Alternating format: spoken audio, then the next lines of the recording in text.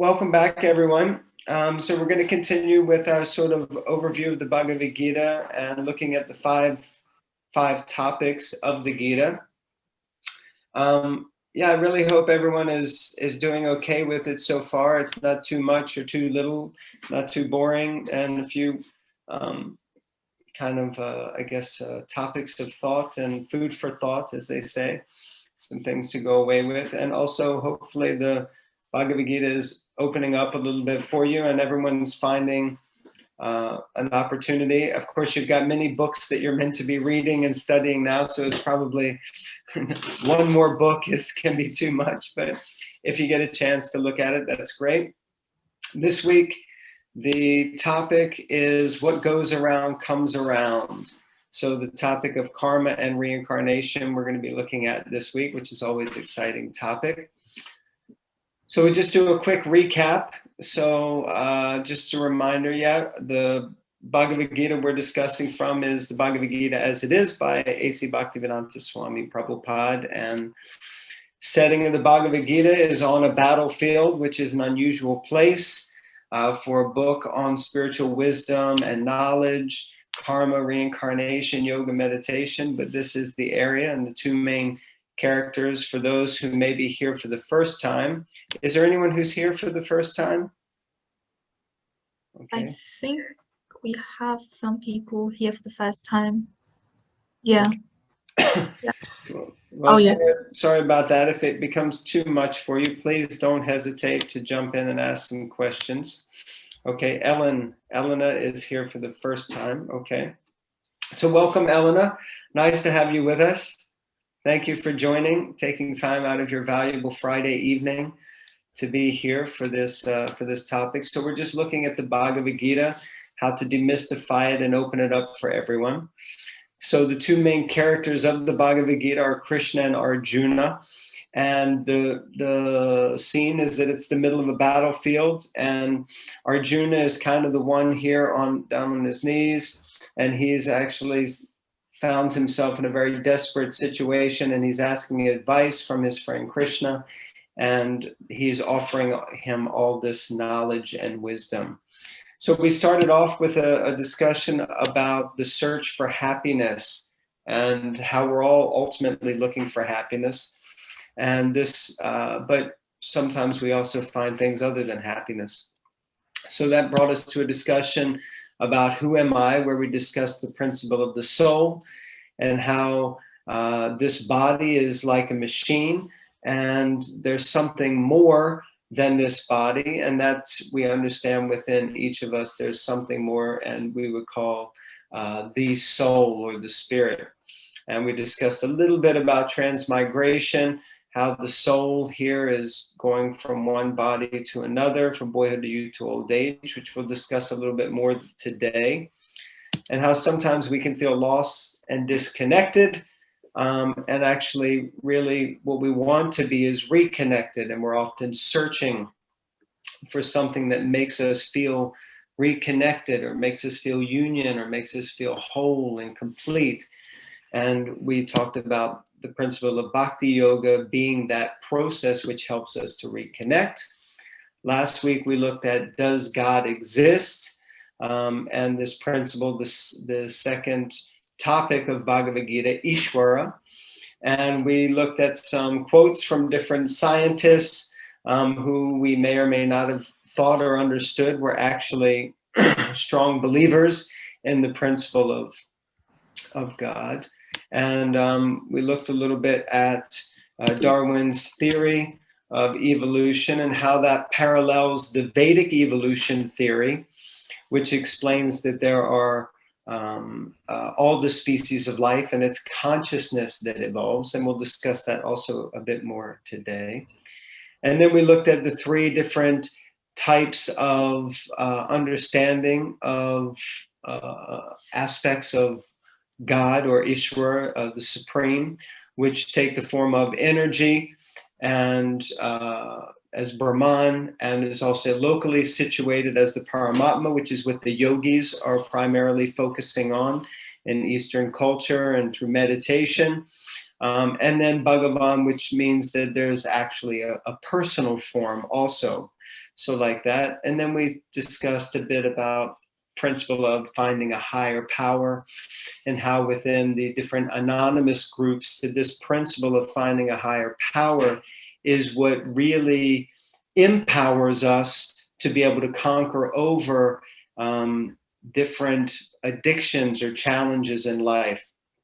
And the Bhagavad-gita explains this in the 5th chapter, text 29, where it's explained the peace formula. And we discussed this word shanti, which means that we're looking for peace. So most everyone is looking for happiness, they're looking for peace, and peace comes through the principle of trying to reconnect. And when we reconnect, we feel whole again. And in that wholeness, we feel satiated and we can feel happiness. So that brings us to today. Everyone's okay? I didn't go too fast. Yeah? Yeah. Okay, wonderful. Okay. Yes. So what comes around goes around. So just so it's clear, when I did a search for pictures of what comes around, what goes around comes around, I kept getting hits on Justin Timberlake. So this isn't a Justin Timberlake song or video. I just wanted to make that clear to everyone so that your expectations are managed in the beginning. I don't know the song, but I know he's evidently a pretty popular guy, so I wouldn't want anyone to be confused. So, yes, we're going to start with this. Interestingly enough, there is an author named Hari Kushner. Not Hari Krishna, but Hari Kushner. And he's a rabbi, he's Jewish author. And he wrote a book called When Bad Things Happen to Good People. Now, please remember, we also have time for reflection during this. So it's good if you have your journals with you or a piece of paper or something if you haven't been keeping a full-on journal. So one of the things we might ask ourselves is that, have we ever had an experience where we think that maybe something bad has happened to us and we don't deserve it? We'll touch on that a little bit more, but first I'd like to explain a little bit about the circumstances around Mr. Hari Kushner's book. So when he had a young son who died at the age of 14, and this was around 1977, of a sort of genetic disease. I guess some of you are studying to be doctors. I think it was called progeria, something like that. And Kushner, he was seeking to offer comfort to grieving people. And basically his answer to this philosophical question or problem of, whether God exists or doesn't exist, and also why do bad things happen to good people, is that basically God tries to do his best. And he's basically with people in their suffering times, but he's not really fully able to prevent it. So that's an interesting concept, that he says that, that God's there, but he can't really prevent bad things from happening. So his beliefs seem to question God's omnipotence, and basically have been criticized by some of the conservative scholars associated with Orthodox Judaism, as well as Christianity and different religions. But that was his explanation as a rabbi of why bad things happen to good people. Interesting concept that, God would like to do something, but he's not powerful enough to. Now, we also have this idea, we discussed Charles Darwin and his theory of evolution last time, but it's an interesting thing that he released his book, which was called Evolution of Species. It took him 21 years to release that book. And it's an interesting point that actually he also had an experience where he lost 4 of his 10 children. And as that kept happening, he was also initially Christian and his wife was very devout. And as this kept going on, it seemed that he began to lose faith. more and more. And he started to analyze the world in a scientific, with a scientific eye, leaving God kind of out of the picture. So it's interesting how negative things, apparently negative things, can happen to us in our life and really have an effect on us, the way that we perceive the world and the way that we allow the world to affect us. So I'd like to tell you a little story. This is a true story about a family called the Smart family. Okay, they were actually called the Smart family.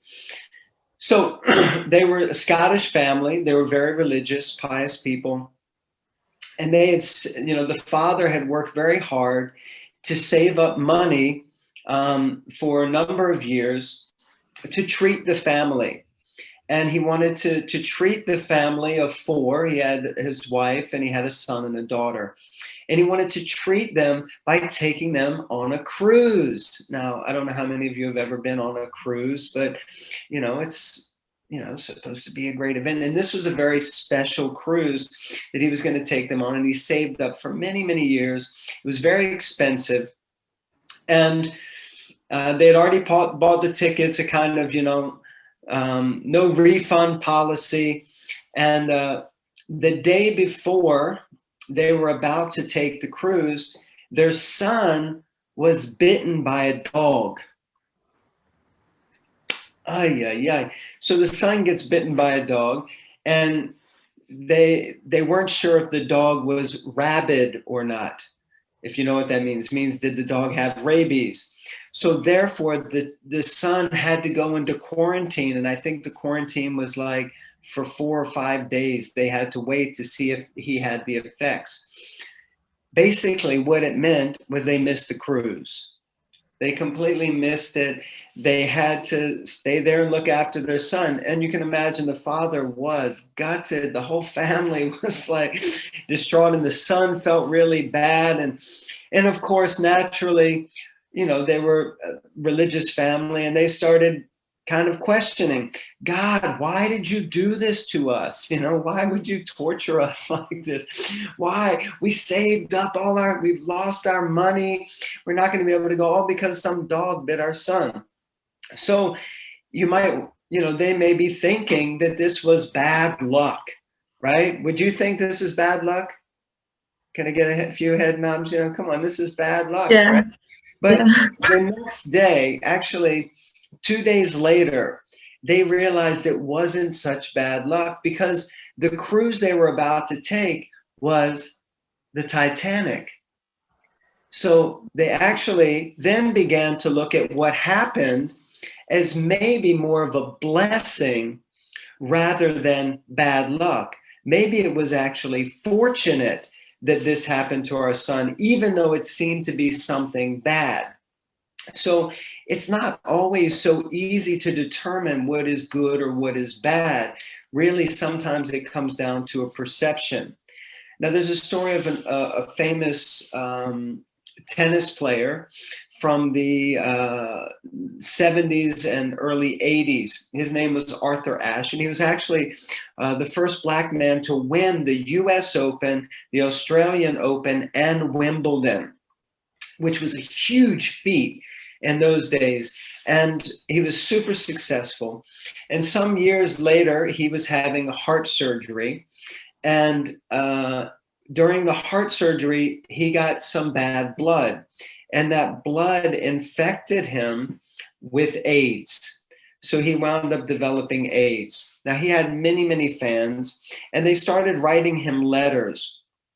And they were saying, oh my God, Arthur, why did this happen to you? And one fan wrote, why does God have to select someone like you for such a bad disease? And Arthur really took this seriously. And he was also a person who had some faith, and he had, a strong sense of a higher power. And I think it's really powerful how he responded and replied to this letter. And I wanted to share that with you. So he wrote back to him saying that the world over, 50 million children start playing tennis. 5 million learn to play tennis. 500,000 learn professional tennis. 50,000 come to the circuit, 5,000 reach the Grand Slam, 50 reach Wimbledon, 4 to the semifinals, 2 to the finals. And when I was holding a cup, that famous Wimbledon cup, I never asked God, why me? And today, in pain, I should not be asking God, why me? Happiness keeps you sweet. Trials keep you strong. Sorrows keep you human. Failure keeps you humble, and success keeps you glowing. But only faith and attitude keeps you going. So I just thought this was really powerful, because sometimes when these situations hit us, we don't know how to respond. And often if something apparently bad happens, we may become quite negative.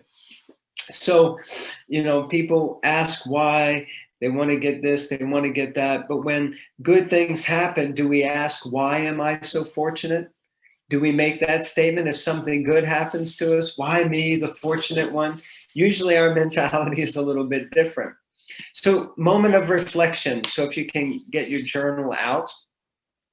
And I just would like for you to write down in the journal, if you've ever had an experience where an apparently bad thing has happened to you in your life, and you let it really, really affect you adversely. Did something negative happen to you and really throw you off course, and really, as they say, throw you for a loop, or really confuse you, or set you back? And do you believe in good or bad luck? Do you believe in good luck? Do you believe in bad luck? What's your philosophy around this idea of luck? So just take a moment and and share with yourself what you might be thinking about these things.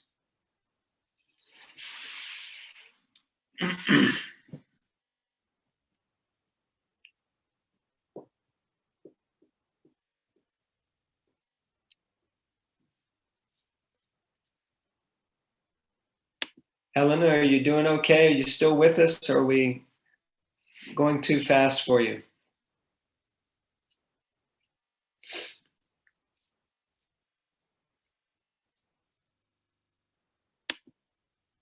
Maybe we're going too fast.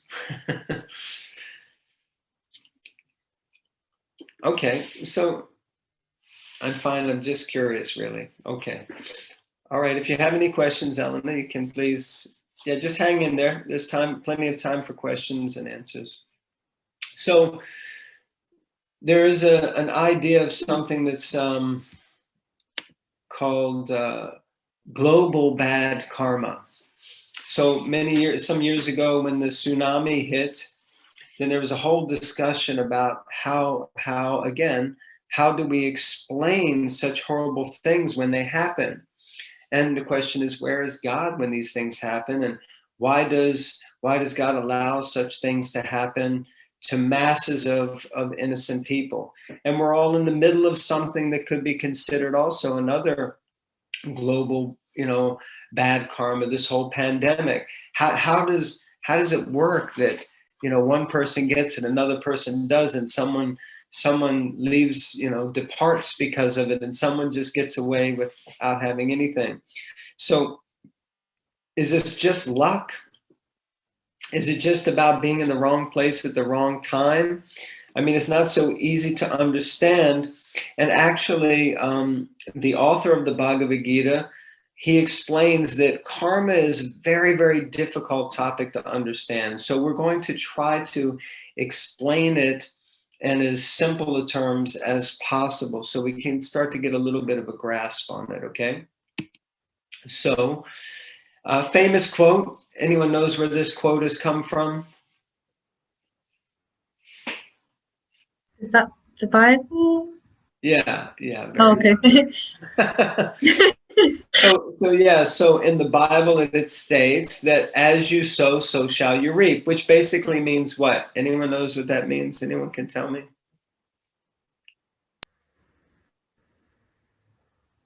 Like whatever happens whatever you do. Krishna, you already Yeah. know what the answer is. Let someone else have a go. Okay. Does it mean like you basically get what you give? Yeah, basically. So the idea is sow means like when you sow seeds. So if you sow seeds of marigolds, you're going to get marigolds. You're not going to get roses. You know, if you sow a row of potatoes, you're not going to get tomatoes. You're going to get potatoes.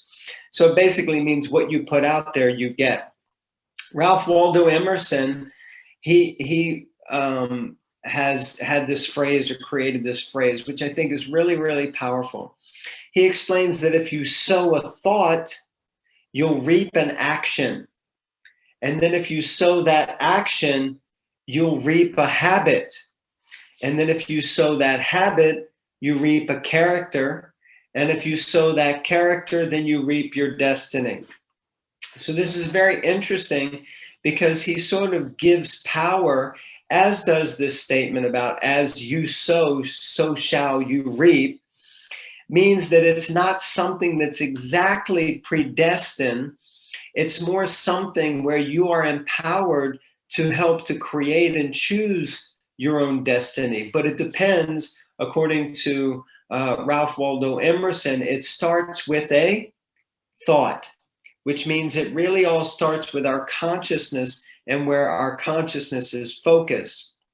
Because from thoughts come words, come actions. So like that, thinking, feeling, and willing. So ultimately these things manifest from the place of thinking. So we have to be aware of where our consciousness is, because that's going to lead us. And then when we form an action, the more that we act on that and act in that way, it generates and creates a habit. Those habits become the character. That becomes the way that we're known by other people. You know, oh, Vrishni is like this because she does that and she does this. So according to her habits, and, you know, others are like this and like that. And then that ultimately leads us to our destiny. So karma is explained, interestingly enough, according like an analogy of being on a farm. I don't know if any of you have ever been on a farm where they have these silos. So these silos, this is a silo here. This is where they store the grains. So the idea of karma is like when you store grains. So you put the new grains in at the top, and then you have this accumulation of stored grains, and you take the old grains out of the bottom. So the idea of karma is that it gets stored. So as we create actions, we get reactions, and we'll discuss that more in a moment. And these things get stored up. So basically, what you might be getting out of the bottom down here is not necessarily what you just put in. What you just put in is waiting to come out later. So that means that sometimes we may be getting something, a kind of karmic reaction, and we don't understand where it's coming from. And we don't realize that maybe we put something out into the universe that's coming back to us quite some time later. Because in general, if we're honest, we forget very easily about things. We forget what we were doing last week, right? You might remember what you were doing last Friday at this time, but you probably don't remember all the topics that we discussed. You know, it's hard to remember what happened yesterday or even earlier today. So it's easy to forget these things. So the idea of karma is basically, like we said, what goes around comes around. And the word karma itself, basically, it means activity. From the Sanskrit, it means activity. And it's kind of the activity of the living entity or the soul within the framework of our free will, under the influence of the modes of nature, which we'll discuss in the next topic, over a span of time. So this is kind of a definition of karma. Isaac Newton explained it, that for every action, there is always an equal and opposite or contrary reaction. So this is according to science. So whatever energy you put out, it's going to come back. it's going to come back on you. So if you put it out there. And in the Bhagavad-gita, in the 4th chapter of the Bhagavad-gita, there is an explanation of karma. And in the Sanskrit, it says, karmano yapi bodhavyam chavi karmanaha. Akarmanascha bodhavyam gahana karmano gatihi. So this is the Sanskrit for this verse 417 of the Bhagavad Gita, where it explains that the intricacies of action are very hard to understand. Therefore, one should know properly what action is, what forbidden action is, and what inaction is. So the Bhagavad Gita explains that there are 3 different types of karma. Most people just use the word karma, and it covers the whole plethora of anything that is karma, good karma, bad karma, whatever kind of karma. So, but Bhagavad Gita actually explains to us that there are 3 types of karma. And it starts with the first one, which is karma, which is positive action.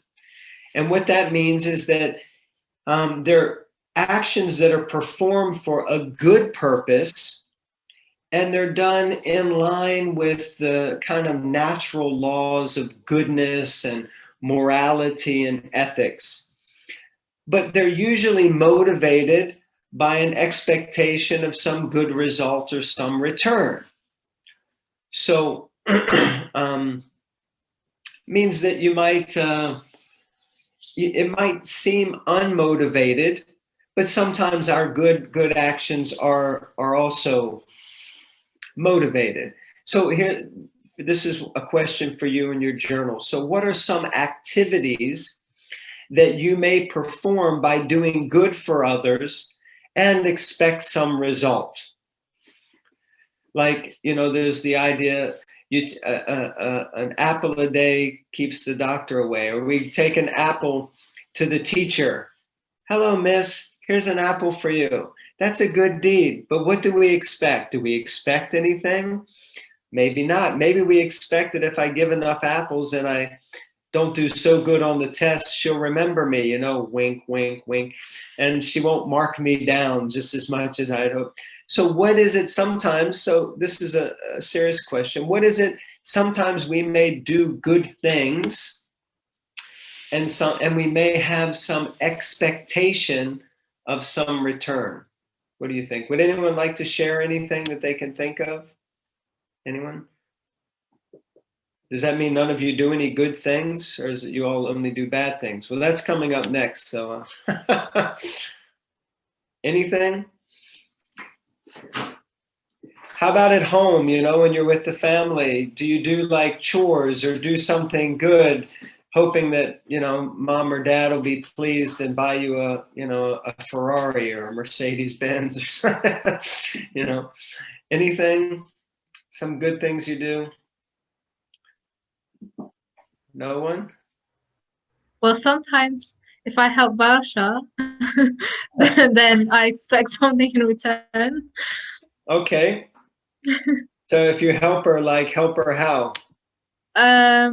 Like if she needs help with something on her computer or something, like like for example, she was doing a presentation once and I tried to help and she needed help. So I helped her, but maybe I was expecting something because I was expecting her to do something else when I need it. Yeah, I mean, we might not even consciously be thinking at the time, but I bet you if like 2 weeks later you said something, oh, Varsha, can you help me with, can you maybe, I don't know, can you wash my clothes? I haven't had time. And she says, Vrishni, wash your own clothes. And you're like, what would you say? Hey, last week I helped you with that presentation. Can't you help me now? Right? That means there is some expectation. So good example. Anyone else? Anything? Gosh, what do you guys do? Just sit in your room all day and do nothing? I mean, how about, what are you doing now? You're studying, right? Are all of you studying? That's relatively a good thing, right? I mean, you could be out like robbing banks or, dealing narcotics on the street or getting into some, I mean, maybe you do. I don't want to judge you for that, but you're studying, right? So that's considered a good thing. Yes, it's an activity. Are you expecting anything? Any expectations? Yes? What are you expecting, Ellie? Hopefully a degree. Okay, at least you're hoping to get a degree. But after you get your degree, what are you hoping? To get a job out of it. Probably, right? At least something that'll earn you enough money to pay back whatever debt you're in. Yeah. If you're in debt. I mean, most people study and go to university because they want to get ahead in life. They want to get a better job. They want to be able to earn good money. They want to be able to have a comfortable situation. In general, some people may be like, oh, this degree is just the beginning. I want to get a PhD. So for them, the whole point is just to get the knowledge of the degree. The point is, most of the time, if we really think about it, our actions are motivated. Even our good actions, we may do something good, but there's some expectation of something back. I mean, like if you give someone some money, let's say you lend a friend some money. Anyone's ever lent anyone some money? Yeah. And when you gave it, did you say, I want this money back. Make sure you pay me back? Yeah. Anyone's ever done that? Who didn't get paid back? Anyone didn't get paid back? Yeah, exactly. How does that feel? Great. Yeah, I love that when that happens, right? Or we might even say, no, it's okay, don't worry. But somewhere we're thinking that maybe one day I'll need some money and somebody will lend it to me and not be bothered either. So inside, often we're kind of motivated. So this idea of positive action is not so much about the motivation, but that's an underlying idea, which we'll explain a little bit more later. But the point is that we do good things. We do good things for others. We try to follow some basic morals and ethics. So like that.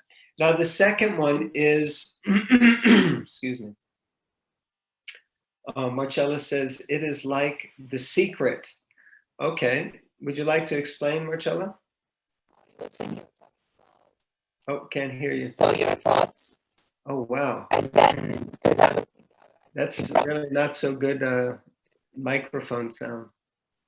oh, is it? Oh, sorry. No, I can't hear you. Okay. I think I know I do know the secret. You mean like the secret. Yeah. So it's how what you put out comes back to you kind of thing, right? Yeah. Yeah, basically. Okay. Anyway, yeah, it's a shame we couldn't hear your voice so well. So anyway, we'll look at the next one, which is vikarma. So this is forbidden action. So this is also a type of karma, but this means actions that are performed to get a result, but they're not in line with morality or ethics or natural laws of goodness. And they're usually done for a self-motive. And that's the main purpose, to get something for me. But they're usually against the rules, so to say. Just like you see in the picture, the person looks like he's I don't think he's going to poke the wallet back down into his pocket and help him out, right? He's probably going to lift that wallet right out of his pocket and take the money. So sometimes we can be motivated or inspired to do things that may not necessarily be considered good or just or right. So that's called vikarma. So another question, kind of for your journal.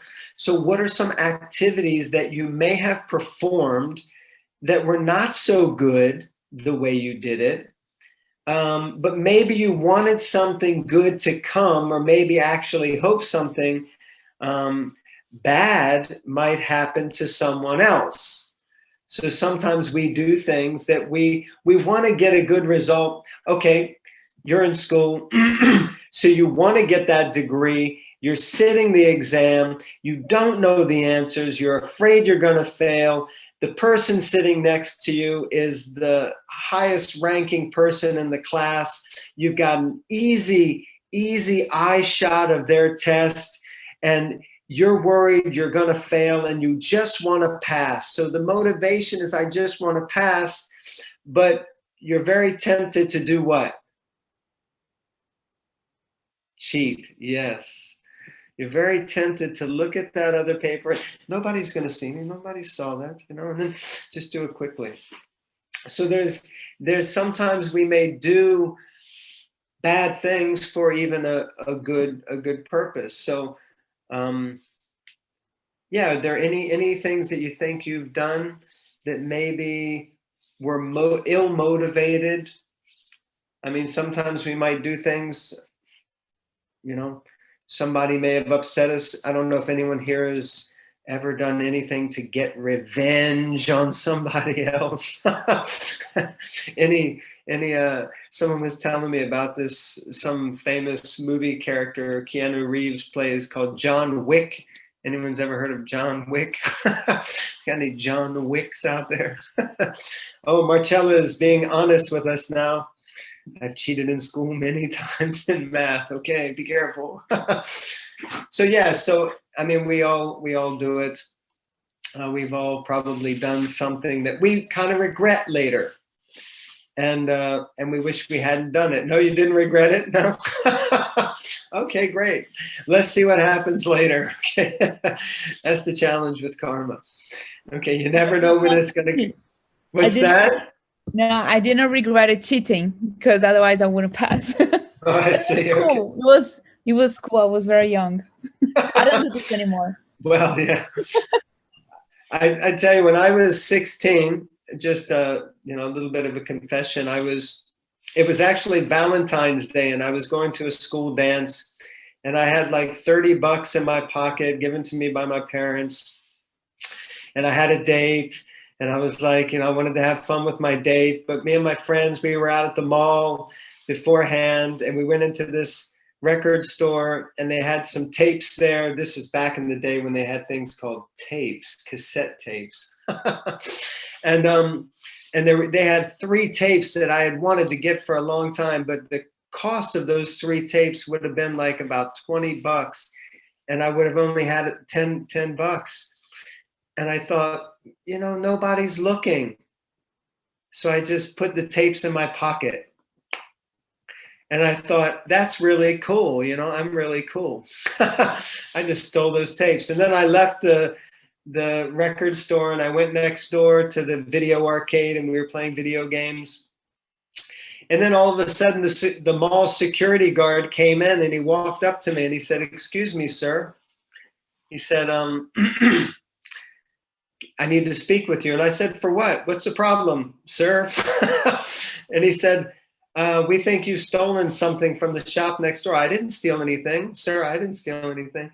And then he reached into my pocket, because I had these big baggy jacket with pockets, and he pulled out the tapes, and he said, "What about these? Where's the receipt?" And I was like, uh-oh, that's it. Busted. And then basically they took me back to the shop. They called the police. The police came and handcuffed me. They walked me through the middle of the mall. They put me in the police car, and they took me to jail. And I was like, whoa, this is too much. And the worst thing, that wasn't even the worst thing. That was kind of cool, because other kids saw me, and, you know, I was trying to be like the cool dude. And everyone was like, yeah, great. But the toughest thing was when my mother showed up at the police station to pick me up, you know. It was like, yeah, the fun's all over now, because, you know, and Mom was like, "What did I tell you? All these years that I told you, don't steal, don't lie. Why did you steal? And look what happens." And that was my first taste of reality and karma. You know, if you do bad things, sometimes it comes back to bite you, and you wonder, why did that happen to me? Why didn't I get away with it? And some people get away with these things, right? They never get caught. So anyway, guess we have to be careful. But I get it. You're happy you cheated in math class. So, no problem. So then the last one is called action with no reaction. And that's called akarma. And akarma means that basically all the previous actions, they've been performed due to us feeling some incompleteness. So we do something good to get something for ourselves, or to help someone else so that maybe we get helped in the future, or we do something bad because we need to pass a math test, because we need to do this or do that. We need to, I need to get my tapes. But actually, if you feel complete, then you can still perform activities, but not for your personal motivation or satisfaction, but because it's truly in line with what is correct and righteous, even though it might not always look so good. So akarma is action that's performed in a space of completing the cycle and not generating or creating any new cycles. So completion comes, as we discussed before, by reconnecting with the whole. So the principle of akarma is it's action with no reaction. So it's usually activities that are performed in connection with something greater or divinity. So the Bhagavad-gita explains, sorry, hold on. That's Bhagavad-gita explains that when we reconnect ourselves, we sort of become complete. And then our actions and activities that are performed in that consciousness, with a complete consciousness that is unmotivated, it's not selfish in any way, then those activities are complete and they have no reaction. Good karma brings good reactions. Bad karma brings bad reactions. But akarma means that we have action, but it doesn't create a good or a bad reaction. It's kind of neutral in that sense. Now, one might ask, so why wouldn't I want to perform good karma? Because then I get good things back. Well, the idea, as we discussed a little bit before, is about the cycle of birth and death. That good karma also keeps us caught up in this cycle of reincarnation, as does bad karma. But akarma actually frees us or liberates us from this cycle. So in the Bhagavad-gita, it's explained that one who has taken his birth is sure to die, and after death, one is sure to take birth again. Jaktasya hi dhruvam mrityor dhruvam janmam mritasya cha. So this is the Sanskrit that comes from that verse in the Bhagavad-gita. And this explains this principle of transmigration of the soul that we discussed before. And as you can see, then one comes into a body, goes through all the changes, eventually grows old, dwindles, and leaves the body. But this cycle continues. And the Bhagavad-gita explains that actually this soul not only passes into another human body, but if our actions and activities, if our consciousness is not suitable for a human body, then we may also wind up getting an animal body. So according to the Bhagavad-gita, the soul can transmigrate also into the animal species, not only into the human species. So it means you can go backwards in one sense. So some schools of philosophy on karma think that it only that if you're in a human body, you can only take a human reincarnation, but that's not actually the case according to the Bhagavad-gita. And the Bhagavad-gita explains, as we discussed before, that there are 8,400,000 species of life, and according to the consciousness of the soul, that consciousness determines the body that one may wind up in. and also the activities that we perform and conduct ourselves in accordance with, that will determine the type of body that we get in the next life. So there are many different reasons. Like sometimes we discuss, like if you like to sleep a lot and you just want to sleep your whole life away, sometimes life is so boring. I used to have a friend, he would stay up all night, like he'd be up until 4 in the morning, then he'd go to sleep. And, you know, we wouldn't see him until like 4 or 5, sometimes even 6 the next day. You know, he'd just sleep all day. We're like, dude, you're wasting your whole life. He's like, I'm tired, man. You know, so some people are like that. But Bhagavad-gita explains that if you want to sleep a lot, then no problem. You can take birth as a bear. And bears hibernate for like 6 months out of the year. So it's the perfect body for someone who likes to sleep a lot. You know, or if you like to eat a lot, you know, you might get a different kind of body that enables you to just eat all the time. Like, you know, yeah, pigs are synonymous with liking to eat a lot. You know, not saying that we might necessarily take birth as pigs, but, you know, whatever it is, or if you're, you know, there's so many different species to suit the different consciousness. Now, interestingly enough, there's a professor of psychiatry named Ian Stevenson, and he's from the University of Virginia. Well, some years ago, he's passed away now. But when he first started working, he started to come across these children who seemed to be having past life experiences. And he started to do some interviews with them. And eventually he wound up publishing in 1997 a kind of 2,500 page work on reincarnation and biology, because he had over 2,000 cases of spontaneous reincarnation memories, specifically coming from children. So it's very interesting because he himself wasn't from any kind of Eastern religious background. He wasn't even a believer in reincarnation. But after his experiences and his kind of examinations, he came to realize that this is not something we can pass off as some kind of a religious idea. So like that. So time for reflection. How are we doing for time? Ooh, not so much. But we're almost done now. So how do I feel, or how do you feel about this principle of reincarnation? Do you think reincarnation is possible or not? What do you think?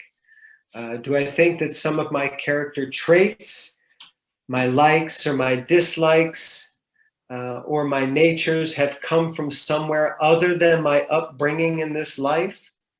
Do you think that all of your character traits have come just from what your parents gave you or what you learned from your friends? Are there certain things that you liked or disliked that nobody else in the family liked? And like, where did that come from? You know, so do you think that carnation, or the principle of reincarnation, is possible? Where did your talents and interests come from? Was that something that was just there, kind of from a young age? So just some thoughts you can reflect upon.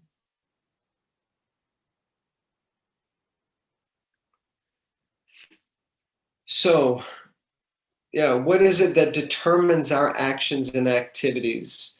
Are we really choosing what we're doing? Are we choosing our actions, or are we simply kind of puppets on a string and our actions are dictated to us or predetermined? So these are some questions sometimes we may ask, because there's often this question of predetermination or destiny and free will. So is there free will, or is everything already destined to be? So that's something that we'll discuss next time when we look at this topic of nature, or prakriti.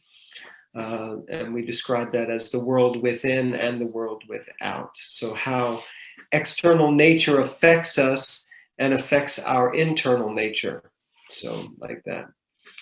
So anyone has any, yeah, deja vu, that's very good, yes. Anyone has any questions or reflections on anything? I'm sorry, I did rush through this a little bit just to try to finish it. Anyone has any thoughts or questions? Anything we discussed today? Anything didn't make sense or anything did make sense? Did anything make sense? I said. I do have a question. Oh, great. I actually have two questions. Oh my God, okay. So We're pushing the boat out now. One is about karma. So I'm a bit confused about the good karma and the akarma. Akarma, yeah.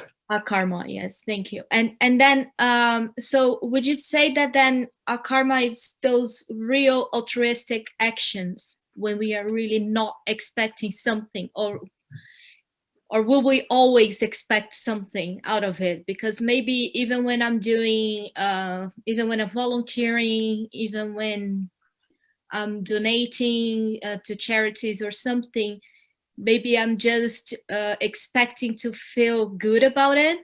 And that maybe it's not truly altruistic, if you know what I mean. Yes. So I don't know how to distinguish those two. Yeah, very nice question, and it's it's a perfect question. So the idea is that good karma is definitely altruistic. It means you want to do something, but the main point is that we're often looking for something in return. Sometimes it may be very it may be very externally motivated, but like you mentioned, sometimes it may just be that we want to be seen to be a good person. Yeah. You know, and that is something. Adoration, or having people think of us favorably, that's a big driving force in the world, you know, in our lives. We want people to think nice things about us, so we do nice things, but there's still an expectation. And we know that there's an expectation there, because as soon as someone says, oh, she's not so nice, you're like, but I do nice things for nice people, you know, and there's a whole bunch of other stuff that's kind of going on, you know. So the idea, okay, this is a good question. So the point is about the motivation, okay? Okay. The underlying consciousness that is driving our activities. So it is the activity itself is there, but at the same time, it's the consciousness which is driving the activity.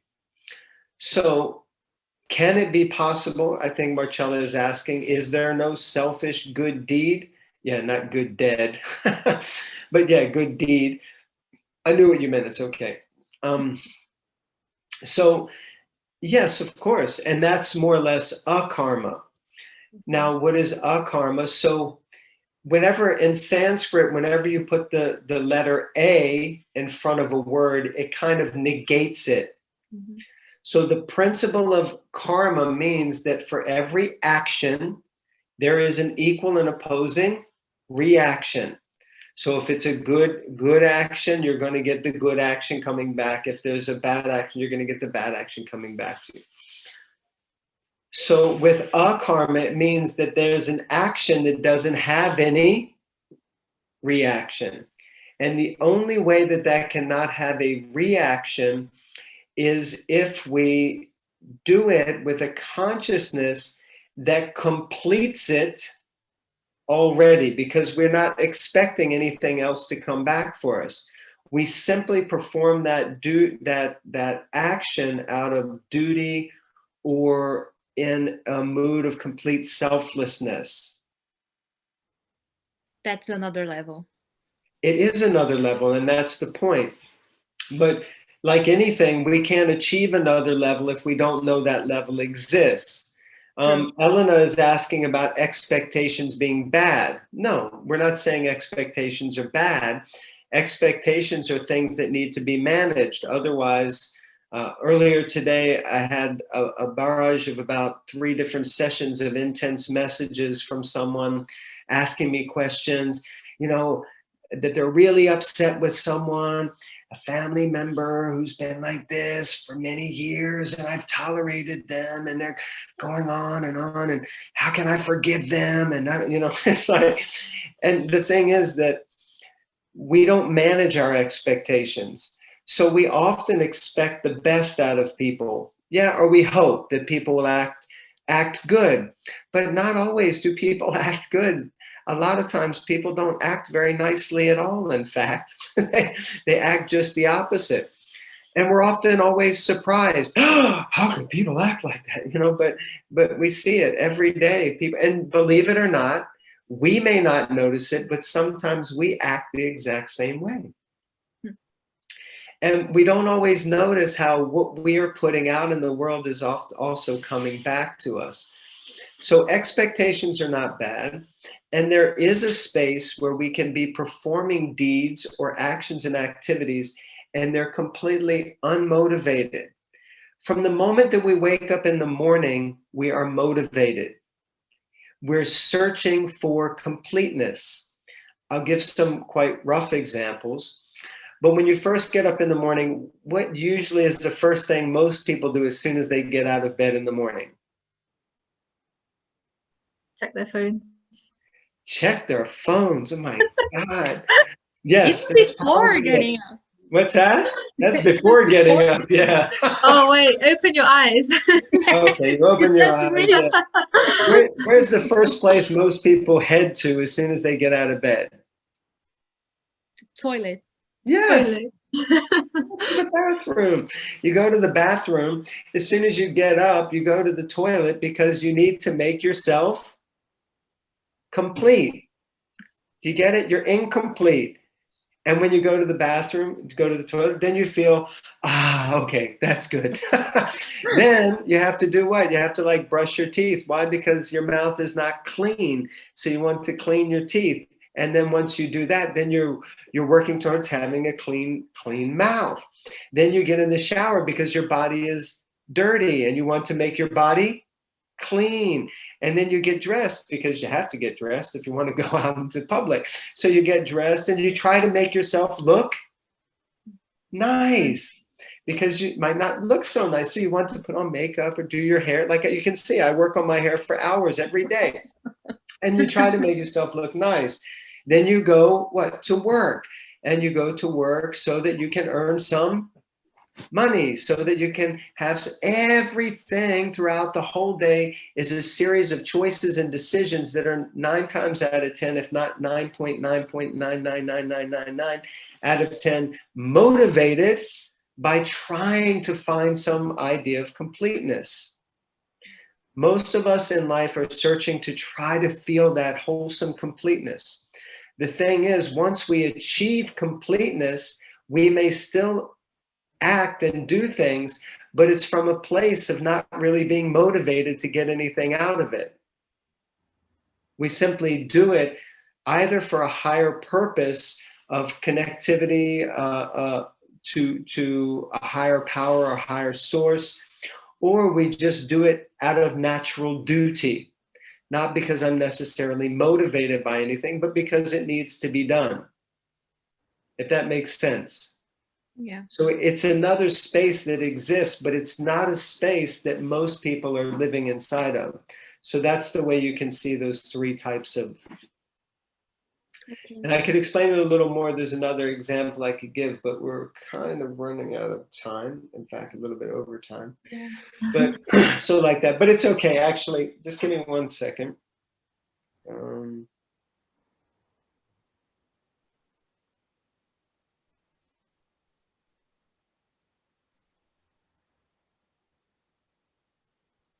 Okay. So you had another question? Yes. Good.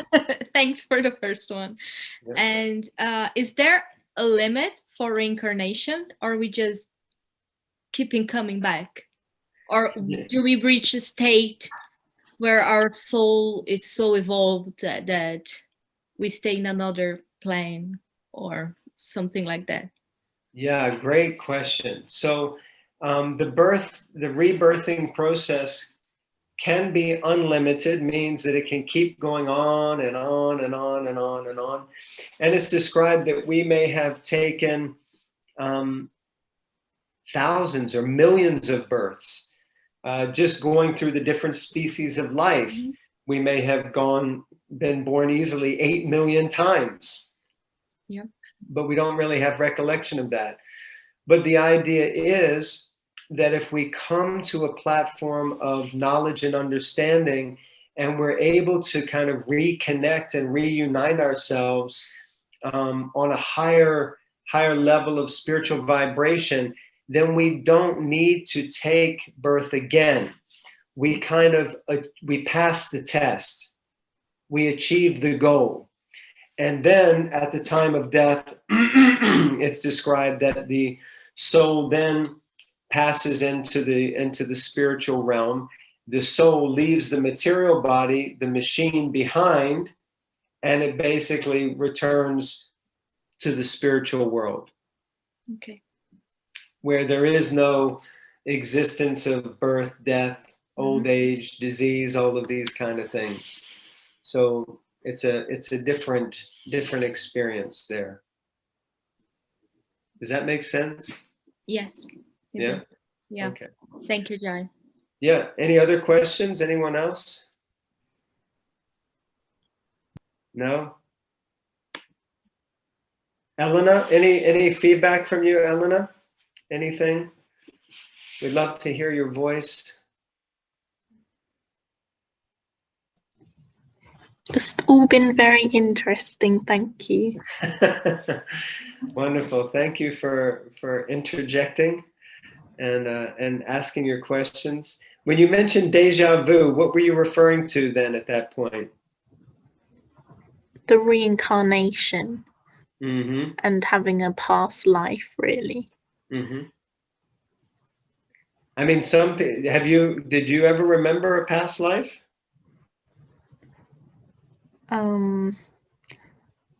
Possibly. Mm-hmm. It's been moments. There's been moments, yeah. It's interesting how sometimes we can experience things or meet people that you think, I'm sure I've known you from somewhere before. Anyone's ever had that experience? You connect with someone like you meet 10 people, and then there's one person, as soon as you meet them, you're like, yeah, great. You're like, we just met. It's like we've known each other for years, like lifetimes even. So sometimes these things can happen. And, explanations of things like Mozart. He was 5 years old and he, performed a concerto. How did he learn to do that? Where did that come from? So the idea is that he brought this in, it brought from one life to the next life. He had obviously progressed. And this is also there that you can build up and build up and build up. And then you carry certain things over into the next life, certain traits and characteristics. And all this is part of the karmic flow of activity.